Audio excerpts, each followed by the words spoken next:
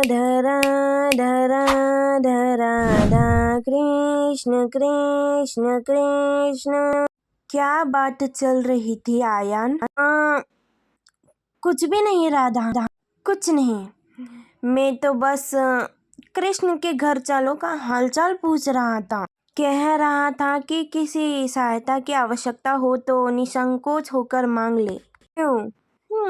विचित्र है, इस कृष्ण ने आयन पर भी जादू चला करके अपने वश पे कर लिया। क्या बड़े भैया, राधा को सही बात बताओ ना। चलो मैं बता देता हूँ। बता दिया ना सब कुछ। और क्या शेष है बताने के लिए? कृष्ण नहीं, अब राधा से भी क्या छुपाना। आपने भी तो बताया ही नहीं कि आवश्यकता पड़ने पर आप अपनी शस्त्र विद्या से हमारी सहायता भी करोगे। क्यों? सच में राधा, तुम आओ मेरे साथ। मैंने कुछ नहीं किया, ये ले जा रही है मुझे। क्या हुआ? अब बता भी दिया ना बड़े भैया को सब कुछ। मुझे वो नहीं जानना, मुझे ये बताओ कि मुझे उस समय तुम्हारी आंखों में मैंने क्या देखा था। तो कहा ना, फिर देख लो, दिख जाएगा। अब बस भी करो, मुझे लज्जा आ रही है। क्यों जीजी, राधा और कृष्ण का विवाह क्यों अनुचित है? क्या कृष्ण में कोई खोट है?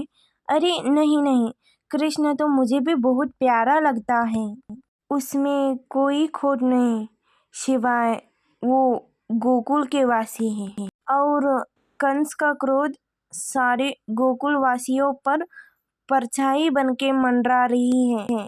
तुम समझ रही हो ना कीर्तिदा, अगर कंस को सूचना मिल गई ना कि नंद परिवार और सारे गोकुलवासी यहाँ बरसाने में हैं, तो सोचो कीर्तिदा, जो कंस गोकुल को जलाकर भस्म कर देता है वो बरसाने पर आक्रमण करेगा ही।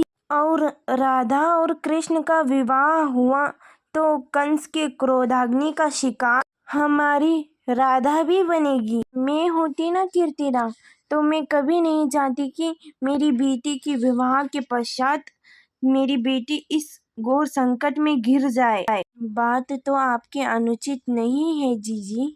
जटिला जीजी सत्य ही कह रही है। जब तक ये संकट नहीं टल जाता तब तक राधा और कृष्ण के विवाह की बात मुझे मन में ही रखनी होगी। अभी ना ये बातें मन में ही रह जाना उचित है। इतना बड़ा निर्णय शांत चित्त से ले जाती है। हाँ जीजी, जब तक कृष्ण के सर से कंस नामक संकट नहीं हटता, मैं इस बात को अपने दिल में ही रखूंगी। प्रणाम काका। अरे आयन, तुम कब आए? बैठो बैठो, भोजन के लिए स्थान ग्रहण करो। तो कृष्ण राधा के साथ भोजन करने का चिपट लगा रहे हैं। धन्यवाद कृष्ण, मेरे लिए थाल लगाने के लिए।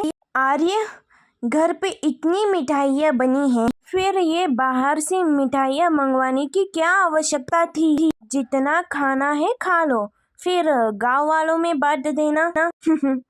हमारे ही आनंद में उनका आनंद है और उनके आनंद में हमारा। मैं क्यों बांटने लगी बाहर मिठाइयाँ? मेरी जटिला जीजी है ना, इन्हें भी मिठाइयाँ बहुत ही भाती है ना जीजी? जटिला जीजी, आप कहाँ चले? ना भोजन किया ना ही मिठाइयाँ खाई। शाम को भगवान को प्रसाद चढ़ाऊंगी, उसके बाद भोजन करूंगी। उपवास है मेरा, परंतु मेरा उपवास नहीं है। ये सारी की सारी मिठाइयाँ मैं अकेला ही खा जाऊंगा। माँ कहाँ जा रही हो? अगर ये वीडियो आपको अच्छी लगी तो इसे like and share and subscribe करिए मित्रों। थैंक यू, धन्यवाद।